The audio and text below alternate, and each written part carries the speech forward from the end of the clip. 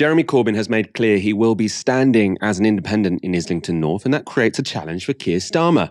Who should Labour stand against him? Well, one high-profile former Corbynite looks set to throw his hat in the ring. It's Paul Mason. Yes, the maker of bizarre mind maps connecting China, Novara Media and Britain's black community appears to think he stands a chance of beating Corbyn on his home turf. The Times reports this. Labour councillors from Corbyn's constituency are reluctant to challenge the incumbent, who said last month, quote, "I am proud to have been the MP for Islington North since 1983. If the people want me to continue, then my services are available," unquote. Mason, however, is understood to be willing to take on the former Labour leader. He has told friends that he has not ruled out standing to replace a man whose leadership he once championed. And Paul Mason has already tried and failed to be the Labour candidate in constituencies such as Stretford, in Greater Manchester, Mid and South Pembrokeshire, in South Wales and Sheffield Central. So a big tour of the UK. When asked by The Times if he would now try for Islington North, Mason offered no denial, instead saying this: "As a keen supporter of the Starmer project, I'm still hoping to stand for selection to contribute my political experience to Labour in the next Parliament. But right now, I'm concentrating on getting our three brilliant by-election candidates into Westminster on the 20th of July. So Paul Mason is sort of speaking as if he's already in the shadow cabinet. Our three brilliant candidates. You at the moment, mate, you're just a journalist, right? Dahlia, what do you make of this news? Do you think Paul Mason could beat Jeremy Corbyn? Oh my God. It's just every time Paul Mason comes up now, I just want to be like, I told you all. I feel like I've been since 2015. I've been like, this guy is not okay. Let's look behind what this really is. I don't think that Starmer has made a concrete offer or even a non-concrete offer, or maybe even had a conversation with Paul Mason about whether or not he could potentially run as the Labour candidate in Jeremy Corbyn's constituency. What this is, I think, my suspicion, whenever you have things in the press like this that are quoting, friends of or sources close to a particular person, more often than not, it's just the person briefing the press with a particular message they want to get out there. So for me, I think it's two things, this announcement. One, it's probably trying to test the waters a little bit to see how the response will be. But I think that's kind of the minor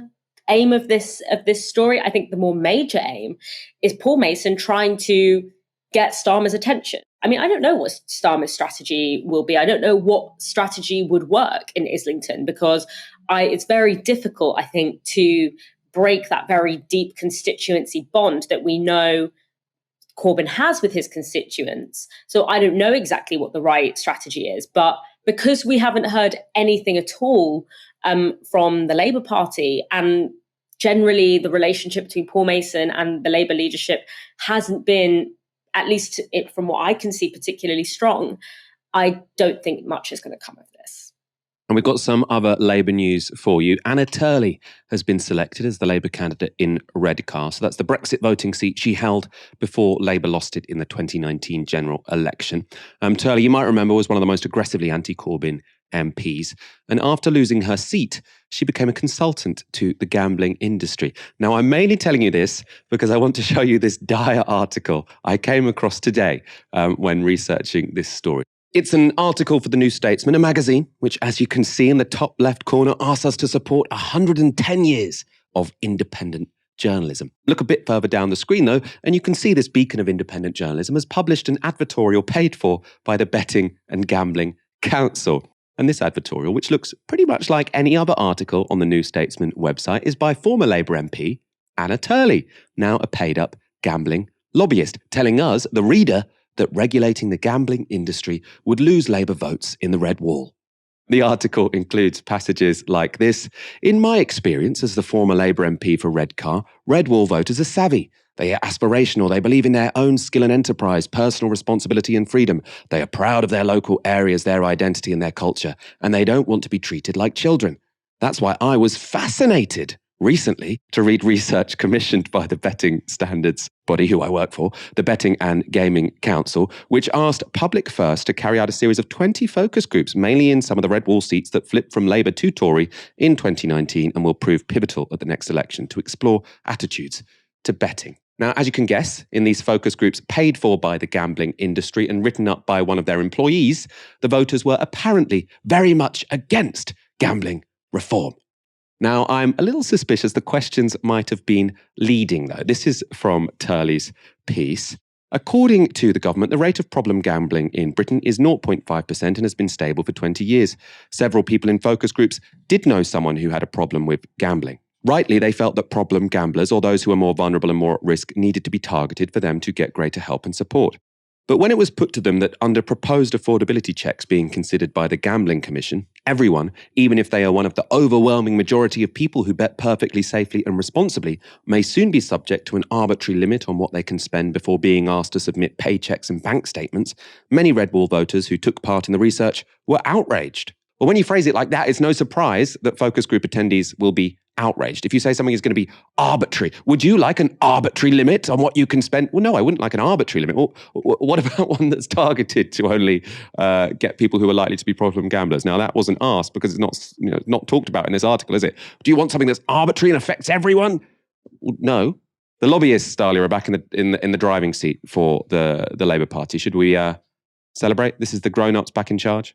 Yes, this is what they mean when they say putting the grown-ups back in charge. They mean, and when they say things like a safe pair of hands, grown-ups in the room, what they mean by this is someone who could be trusted to maintain the interests and, guard and keep the interests of the already very powerful. That's what they mean. This is an absolutely disgusting story. This is really saying something I don't think I've seen in a long time, a more cynical and frankly cruel weaponization of a reductive idea of working class identity than this. It's so interesting to me that she says, working class people don't like to be patronized. They don't like to be treated like children. Well, you are treating them like children and you are condescending working class people by thinking they're not going to figure out that there's a relationship between you being a lobbyist for this industry and you writing an article like this and you advocating for the gambling industry in this way. There is no social good that comes from gambling being easily accessible, particularly online gambling is identified as a particularly predatory form of this industry. It's, got very low barrier to entry. It's very addictive. The use of algorithmic technologies to make it very addictive are deployed in predatory ways. We know that working class people are targeted. We know that working class people are far more likely to lose out a lot when it comes to online gambling. And who wins from that? The gambling industry. So there's no social good that comes out of something like online gambling being unregulated and very easily accessible. The only people that win, the only reason we don't even have these regulations on this industry is because the gambling industry is incredibly lucrative. There's a reason that the phrase "the house always wins" exists. It's because it is literally just an extractive, predatory industry that has, these incredible, returns that capitalists could only dream of. That's what's going on here. And I think to appropriate and to weaponize this blanket and very frankly patronizing idea of working class identity in order to shill for an industry that is known to be particularly predatory on working class communities or working class people is disgusting. Frankly, and the fact that this is a Labour Party politician makes it all the more depressing.